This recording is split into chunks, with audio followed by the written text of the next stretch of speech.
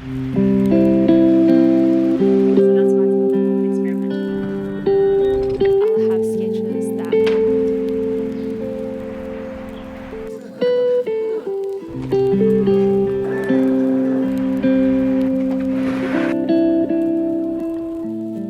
Hi and welcome back. Over the last 2 weeks, it's been full of all sorts of different productive things. It's been busy, but it's been good, and I've videoed some things along the way. I've glazed pottery, painted pottery, made pottery, done architecture and interior design work, went on a site visit, chatted through the whole process and design side of things, and I've also done little things in between, had a bit of chats, ran some errands. So I hope this gives you a little bit more of an insight of my day-to-day apart from just doing the pottery side of things, and I hope you enjoy.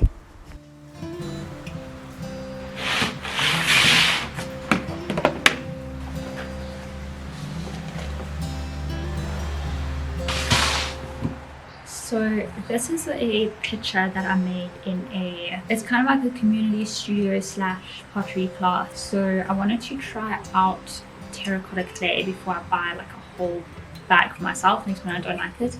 And I really like how it turns out.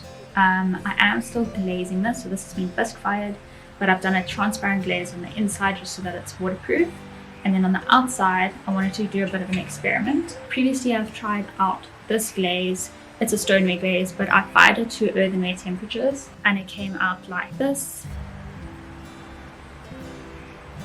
So it's a bit more of a matte brown, grey brown kind of effect. So I wanted to try that, but on the outside of this piece. This was also done on white stoneware, and I think I painted it on while it was still greenware. So yeah, it can turn out very different on this because first of all, this is earthenware, it's terracotta, and it's bisque. So yeah, so that's why it's a little bit more of an experiment because I haven't tried it yet. It's risky, and I feel like I always do that. I always test out glazes on a bigger piece. But anyway, I know the risk, we'll take it. And then this is the mug that I made in my last vlog. In case you didn't see, I'll leave a link up on the top. I'm just gonna paint it this time just a stark white all the way around and then some blue writing in the front.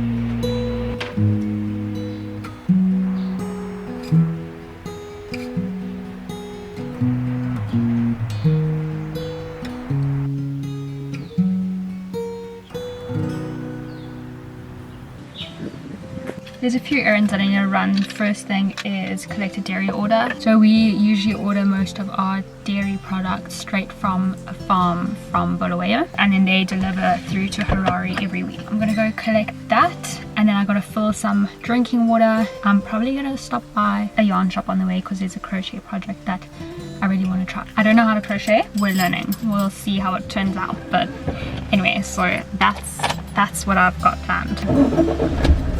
Do you know what? I actually need my glasses to drive, so that's a good start.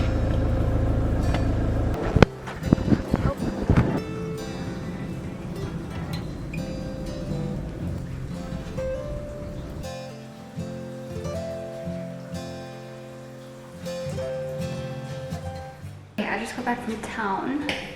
My dairy order, I got 2 milks. I usually put one in the freezer and then one in the fridge. I go through quite a bit of milk. I love milk. Is that bad? I don't know if that's actually... Is milk healthy for you? I don't know. Got a big thing of plain yogurt, cottage cheese, and then flavored yogurt. And it's got real fruit on the bottom. No added sugars, no preservatives, no hormones. So the good stuff. So in case you don't know by now, I do architecture and interior design. And I have a project coming up where it's a renovation of a farmhouse out on a farm outside of town.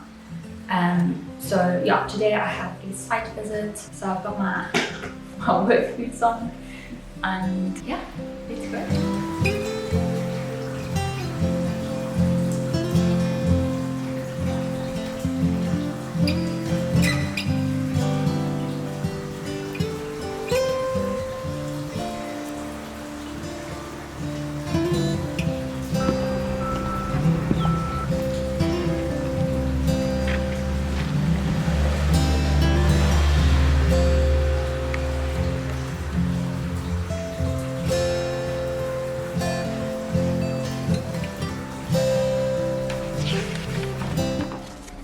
As you saw yesterday, I went on a site visit to a farmhouse that needs renovations. Basically what this entails is I'll go through the whole house, gather my bearings, do a rough sketch on how each room connects to the next, the size and shape of each room, just get a general understanding. During this sketch, a lot changes around and you're kind of figuring things out, so it's not ideal.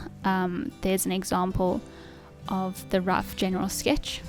And then from there, I'll then make a more clear and accurate sketch of the whole floor plan in general. And with that sketch, I'll then go around the whole house again and do measurements. So I'll measure the length and the width of each room. If a room is like an odd shape, obviously get all of the measurements needed to create that shape, and any other measurements that would be needed, for example, like the location of a door in relation to the wall.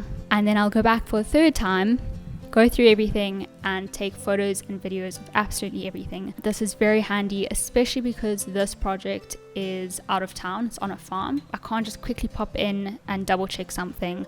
So in this case, if I need to check something, I can just easily go back to the photos and videos. So that was a good 3-4 hours of going through the house and doing all of those. Basically, at the end of the day, I'll have sketches that sort of look like this. Another example. So they're not pretty, but I do understand them, and that's what's important. What I also do is walk around with a builder so that they can get a general idea of what the project entails, so that they can give me a more accurate quote. I also write a list of notes before I go to site, so that any questions that I need to ask the builder or that I need to check on as I'm going around, also just the general design brief, I write down so that I understand what is asked for. And then as well, as I'm walking around, I'll have a list of questions or notes that I either need to ask the owner or design or ideas or whatever it may be. The next step from here, after having these general sketches, is to get on the computer and draw an accurate to-scale floor plan of the whole house, and then probably also a 3D model of the whole house. This is obviously vital for the design stage and also to give the builder so that they know what to do. Also so that they know measurements of everything. An unknown error has occurred. Well, my mic just stopped working. I hope this is fine. I hope you can hear me. And then obviously the 3D model is very handy for a visual aspect. If you change anything on the design or add anything, it's very easy to see in context of everything else how it would work or what it would look like. And just the general scale, understanding the scale of things. Yeah, so that's the next step. That's what I'm going to get into now. Draw the floor plan from my notebook onto the computer and then go from there.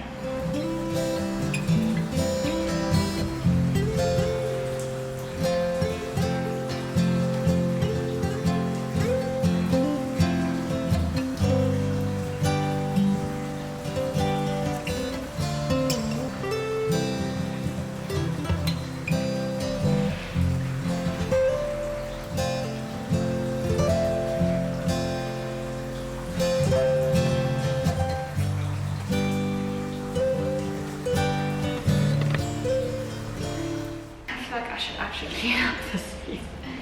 We're going for braai tonight, so I'm just currently making braai cookies. I don't know if you can even see what I'm doing here. Basically, it's toasted sandwiches that you do on the braai, or on the fire, barbecue, whatever you call it. I thought I would make and chat at the same time. I'm currently reading a book. I love reading, by the way. I'm reading Lessons in Chemistry, and it's really good. Like, I can really appreciate it, but I've been reading it now for like 2 weeks, which is quite a long time for me. And it's just, I don't know, it's not cutting it for me. I think I'm just not a general fiction girl, so that's on me. It's nothing to do with the book. I think it's a really well written book. Just personally for me, I don't know. Although that being said, every single general fiction book that I've read I haven't enjoyed, so I think that's the common factor and not the fact that it's the book. But yeah, I did quite enjoy Carrie Soto is back. It made me really appreciate tennis for like a solid week. Yeah, but again, it was like cool, that was cool, it took me a while to get through. So yeah, if you have any general fiction books that you think can change my mind, let me know, because I would love to get into general fiction. I kind of find it boring. I don't know if I've put too much cheese on this. It is a very soft cheese, so like I don't want to but people do love cheese. That's the issue. I'm not a huge cheese, like I love cheese, but not like massive amounts where you like take a bite and it's like a chunk of cheese. That's not for me, but I know people are, so I think I should leave it on. I'm gonna put it back on. I'm just doing cheese, tomato, onion, the classic, with chutney. Is this a mess? Is my workbench a mess? I feel like it is. Salt, pepper. I know this isn't very aesthetic, but honestly, I don't care.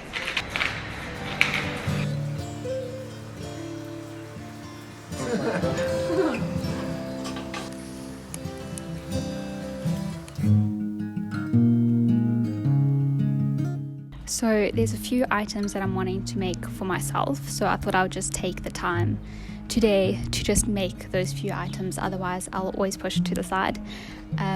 First thing being a trinket platter dish. It's not a trinket tray, basically. It's for in the bathroom. Another small little trinket tray for over here, so that when I make pottery I have a place to put my rings and watch in. And then the other thing is a spoon rest.